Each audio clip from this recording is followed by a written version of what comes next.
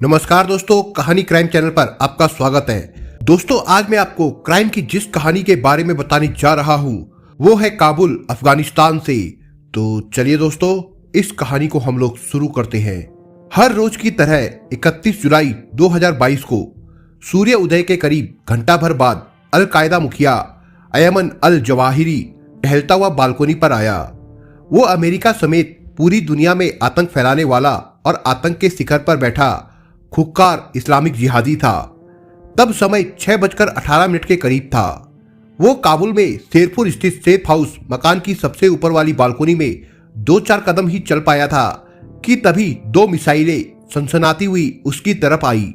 उसने दुर्घटना की आशंका से बचने की कोशिश की, लेकिन वे मिसाइलें वहीं आकर गिरी। हल्का सा धमाका हुआ और अगले ही पल जवाहिरी बालकोनी में धड़ाम से गिर गया। आवाज सुनकर परिवार के लोग दौड़े दौड़े बालकनी में आए। जवाहिरी को फर्श पर बेसुध गिरा हुआ देखा। वे उसे उठाने लगे, लेकिन उन्होंने पाया कि जवाहिरी का शरीर बेजान हो चुका है और उसकी सांसें बंद हो चुकी है। दरअसल उसकी मौत हो गई थी। वो मिसाइल हमले में मारा गया था। इस हमले से कोई तेज विस्फोट का धमाका भी नहीं हुआ था और ना ही जवाहिरी के अलावा कोई और हताहत हुआ था। यहां तक कि मकान को भी किसी तरह का कोई नुकसान नहीं हुआ था। मिसाइल अमेरिकी ड्रोन विमान के जरिए दागी गई थी। इसकी तैयारी अमेरिका ने 1 सप्ताह पहले ही कर ली थी। खुफिया एजेंसी द्वारा जवाहिरी की हर गतिविधि की जानकारी जुटा ली गई थी। उस जानकारी के मुताबिक काबुल के एक मुख्य इलाके में स्थित इस 3 मंजिला मकान में रह रहे मिस्र के इस नामी जिहादी का बालकोनी में सुबह सुबह टहलना बहुत पसंदीदा शौक था। वो सुबह की नमाज के बाद अमूमन उस बालकोनी पर टहलने आया करता था। 31 जुलाई 2022 रविवार को उसका ये काम अधूरा और आखिरी साबित हुआ। जिस बालकोनी में 2 मिसाइलें आकर गिरी थी, उसी बालकोनी से सटे कमरे में मौजूद जवाहिरी की पत्नी और बेटी को खरोच तक नहीं आई। हमले से जो भी थोड़ी बहुत टूट-फूट हुई वो केवल बालकोनी में ही थी। ये हमला इतना सटीक था कि लोगों को चौंका दिया। इससे पहले अमेरिका सैनिकों द्वारा ऐसे कई हमले किए गए, लेकिन उनका निशाना चूक गया या गलती हो गई, जिससे आम लोग मारे गए और फिर इसे लेकर हंगामा भी हुआ। किंतु जवाहिरी पर हुए हमले के मामले में जिस तरह की मिसाइलों का इस्तेमाल हुआ और जिस तरह से जवाहिरी की आदतों पर करीबी नजर रखी गई और उसका अध्ययन किया गया, उसकी वजह से ही ऐसा सटीक हमला हो सका। जवाहिरी की मौत की पुष्टि अमेरिका के राष्ट्रपति जो बाइडेन ने एक घोषणा करते हुए की। उन्होंने कहा कि इंसाफ हो गया, हमने जवाहिरी को ढूंढकर मार दिया है। अमेरिका और यहाँ के लोगों के लिए जो खतरा बनेगा, हम उसे नहीं छोड़ेंगे। इसी तरह से अमेरिका ने हमले में जिस तरह की मिसाइलों का इस्तेमाल किया वो भी काफी अहम है। असल में जवाहिरी अमेरिका की नजर में बिन लादेन की तरह ही दुश्मन था। अमेरिका मानता था कि जवाहिरी के हाथ भी अमेरिकी नागरिकों के खून से रंगे हुए थे, जिसे वहां की खुफिया एजेंसी CIA द्वारा चलाए गए आतंकवाद विरोधी ऑपरेशन के तहत अफगानिस्तान की राजधानी काबुल में मार डाला। वो अपने परिवार के साथ छिपा हुआ था। वैसे उसे मार गिराने में काफी लंबा समय लग गया। इस बारे में बाइडेन का कहना था कि उसे मारने में लगा लंबा समय मायने नहीं रखता है, बल्कि उनके लिए ये महत्वपूर्ण था कि वो कहाँ छिपा हुआ था। इससे पहले भी अमेरिका ने बिन लादेन को उसके छिपने के ठिकाने पर जाकर मार गिराया था। अल जवाहिरी का आतंकवादी बनना कोई अचानक नहीं हुआ था। उसका इस्लामिक आतंकवाद के साथ दशकों पुराना गहरा संबंध था। हालांकि उसका संबंध मिस्र के कट्टरपंथी संगठन मुस्लिम ब्रदरहुड से 14 साल की उम्र में ही हो गया था। इसके बाद वो भले ही डॉक्टर बन गया हो, लेकिन अरबी के साथ फ्रेंच भाषा का जानकार ये शख्स ताउम्र जिहाद की आड़ में दहशत फैलाता रहा। अल जवाहिरी 1951 में मिस्र के एक रईस परिवार में पैदा हुआ था। उसने उच्च शिक्षा भी हासिल की थी और वो सर्जन बना। लेकिन जब उसकी शादी में हाई प्रोफाइल मेहमान बुलाए गए थे, तब उसने ऐलान कर सभी को चौंका दिया था कि ये शादी शरिया के हिसाब से होगी। महिलाओं और पुरुषों को अलग अलग रहना होगा। अपनी शादी तक में उसने महिलाओं और पुरुषों को एक साथ नहीं दिखने का आदेश दिया था। 27 साल की उम्र में शादी करने के बाद जवाहिरी मिस्र की सेक्युलर सत्ता का सख्त आलोचक बन बैठा था। उसने 1970 के दशक में ही इजिप्शियन इस्लामिक जिहाद नाम का संगठन बनाकर आतंकी गतिविधियों को अंजाम देना शुरू कर दिया। उसने मिस्र में इस्लामिक हुकूमत के लिए खूब लड़ाई लड़ी थी। पहली बार उसका नाम 1981 में तब चर्चा में आया था जब वो मिस्र के राष्ट्रपति अनवर अल सादत की हत्या के आरोप में एक अदालत में खड़ा था। सफेद चोगा पहने जवाहिरी तब चिल्ला चिल्ला कर कह रहा था, हमने कुर्बानी दी है और हम तब तक कुर्बानियां देने को तैयार है जब तक कि इस्लाम की जीत नहीं हो जाती। अदालत ने जवाहिरी को हत्या के आरोप से बरी कर दिया था, लेकिन अवैध हथियार रखने के मामले में उसे 3 साल की कैद सुनाई गई थी। हालांकि वो एक प्रशिक्षित सर्जन था, लोग उसे डॉक्टर जवाहिरी के रूप में भी जानते थे। सजा काटने के बाद वो पाकिस्तान चला गया और वहां बतौर डॉक्टर उन अफगान लड़ाकों का इलाज करने लगा जो सोवियत रूस के खिलाफ लड़ रहे थे। उसी दौरान उसकी दोस्ती बिन लादेन के साथ हो गई। उन दिनों ओसामा बिन लादेन एक धनी जिहादी हुआ करता था जो अफगानिस्तान में सोवियत संघ के खिलाफ लड़ाई का हिस्सा बना हुआ था। जवाहिरी ने मिस्र में इस्लामिक जिहाद की कमान 1993 में संभाल ली थी। उसके बाद वो 90 के दशक का आतंकी संगठनों की दुनिया का एक बहुत बड़ा नाम बन गया था। वो मिस्र की लोकतांत्रिक सरकार को गिराकर इस्लामिक राज स्थापित करने के अभियान में लगा हुआ था। उस अभियान में 1200 से ज्यादा आतंकवादी मारे गए थे। जून 1995 में मिस्र के राष्ट्रपति हुस्नी मुबारक पर अदीस अबाबा में जानलेवा हमला हुआ था। उस हमले के बाद मिस्र की सरकार ने इस्लामिक जिहाद पर सख्ती बढ़ा दी थी और उसे खत्म करने का काम शुरू कर दिया था। जवाहिरी ने इसका बदला लेने के लिए इस्लामाबाद स्थित मिस्र के दूतावास पर हमले का आदेश दिया। बारूद से भरी 2 कारों ने दूतावास के दरवाजे पर टक्कर मार दी और जबरदस्त धमाका हुआ जिसमें 16 लोग मारे गए थे। इस मामले में जवाहिरी पर मिस्र में मुकदमा चला और उसकी गैर मौजूदगी में 1999 में उसे मौत की सजा सुना दी गई। लेकिन तब तक वो अल कायदा की स्थापना में बिन लादेन की मदद कर एक अलग मुकाम पर पहुंच चुका था। 2003 में अल जजीरा ने एक वीडियो जारी किया जिसमें लादेन और जवाहिरी को एक पथरीले पहाड़ी रास्ते पर सैर करते हुए देखा गया।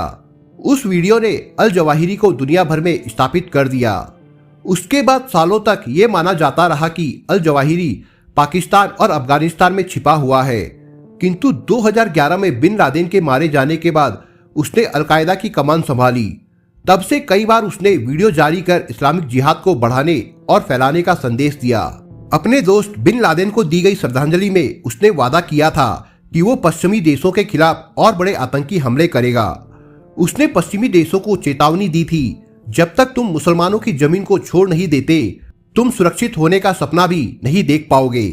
साल 2014 में इस्लामिक स्टेट के उभार ने अल जवाहिरी का कद छोटा कर दिया। इराक और सीरिया में पनपा ISL अलकायदा से कहीं ज्यादा खुक्कार और खतरनाक बनकर उभरा। पश्चिमी देशों समेत दुनिया के तमाम आतंकवाद विरोधियों का ध्यान उस पर टिक गया। इसका नतीजा ये हुआ कि जवाहिरी धीरे धीरे गुमनाम और बेअसर होने लगा। उसने कई बार इस्लामिक जिहादियों को आकर्षित करने के लिए वीडियो संदेश जारी किए, अमेरिका की नीतियों पर टिप्पणी भी की, लेकिन उसके संदेशों में पहले जैसा करिश्मा नहीं था जो ओसामा बिन लादेन के संदेशों में होता था। इस तरह से धीरे धीरे लोग जवाहिरी को भूलने लगे। किंतु 1 अगस्त को जब अमेरिकी राष्ट्रपति जो बाइडेन ने ऐलान किया कि अल जवाहिरी मारा गया, तब महीनों बाद अल जवाहिरी का नाम सुर्खियों में आ गया। वैसे उसकी चर्चा आखिरी बार ही हुई। जवाहिरी अलकायदा का प्रमुख जरूर था, लेकिन कुछ सालों से वो उतना प्रभावशाली नहीं रहा जितना उसकी ताजपोशी के वक्त उम्मीद जताई गई थी। उसकी चर्चा सिर्फ बेतुके बयानों को लेकर ही होती थी जो उसने भारत के अंदरूनी मामलों में भी तब दिए जब हिजाब विवाद हुआ था। उसने अपने बयानों से कश्मीरियों को भी उकसाने का काम किया और भारत के लिए भी खतरा बना हुआ था। इस्लामिक स्टेट के सक्रिय होने के बाद अल कायदा के वर्चस्व में कमी आ गई थी और जवाहिरी का रुतबा भी कम हो गया था। ओसामा बिन लादेन की मौत के बाद अल कायदा वैसे ही कमजोर हो गया था और जवाहिरी के करीबी सहयोगी रहे कई बड़ी आतंकी एक एक करके अमेरिकी हमलों में लगातार मारे जा चुके थे।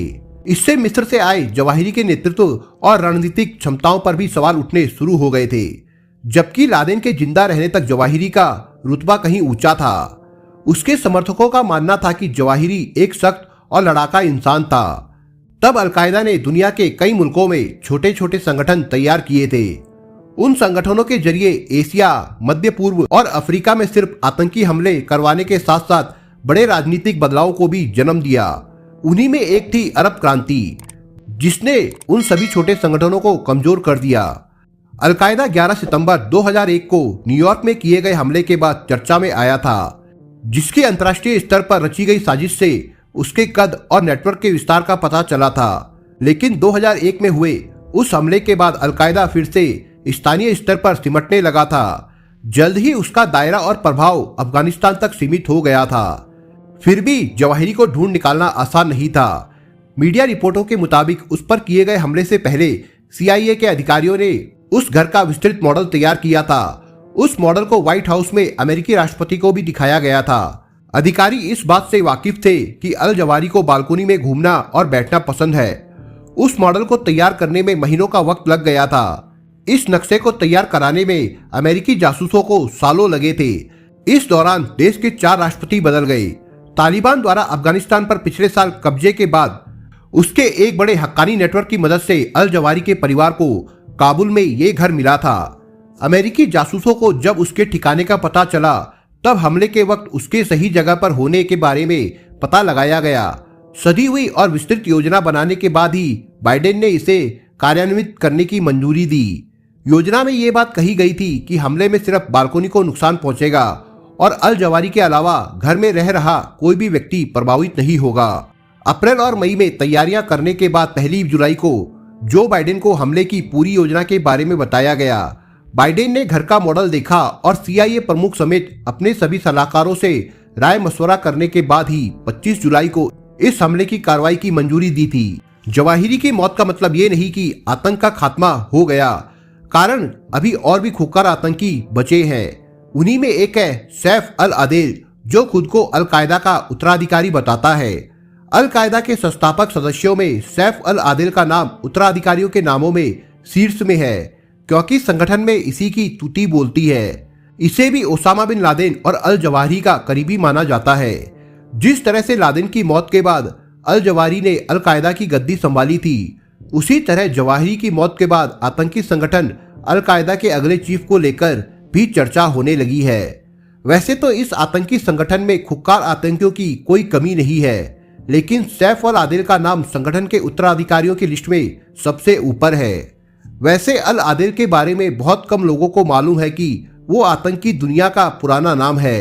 सन 1980 के दशक के अंत में वो आतंकवादी समूह मकतब अल खिदामत में शामिल हो गया था। यहाँ तक कि 9/11 आतंकी हमले में इसका ही हाथ था। वो खुद को सोर्ड ऑफ जस्टिस कहता है। वो मिस्र की सेना का पूर्व अधिकारी रह चुका है।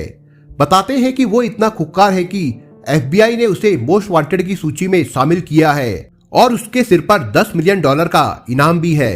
यही कारण है कि जवाहिरी के मरने के बाद इसे ही अलकायदा का अगला उत्तराधिकारी माना जा रहा है। अल आदिल 30 वर्ष की उम्र से ही कुख्यात रहा है। तब उसने सोमालिया के मोगादिशु में 1993 के कुख्यात ब्लैक हॉक डाउन ऑपरेशन को अंजाम दिया था। इस ऑपरेशन में 19 अमेरिकी सैनिक मारे गए थे।